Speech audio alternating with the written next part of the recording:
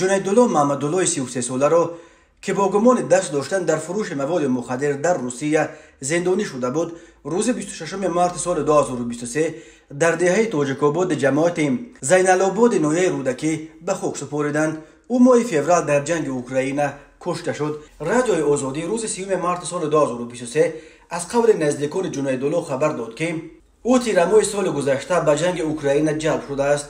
تا انجام حکمش 4 سال دیگر مانده بوده است، ولی به گفته نزدیکانش به او وعده دادند که اگر 6 ماه در جنگ ضد اوکراین اشتراک کند پیش از مهلت آزاد می شود.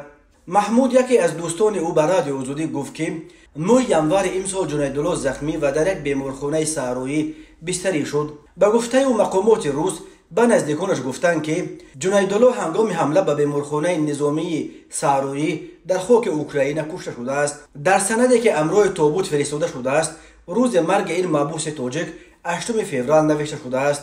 از جنیدالله 2 کودک یتیم ماند. تا امروز درباره کشته شدن بیش از 20 محبوس تاجیکی که از زندانهای روسیه به جنگ اوکراین برده شده بودند خبرها به دست رسیدند. اکثر آنها را شرکت واگنر مربوط به افگنی پریگوژن، یک سرمایه‌دار نزدیک به پرزیدنت روسیه ولادیمیر پوتین، با وعده عفو آزادی زود به جنگ میبرد. تنها از اول ماه مارس الکی جنازه های 5 محبوس تاجیکستانی در جنگ اوکراین کشته شده را به وطن آورده در اینجا به خاک سپردند.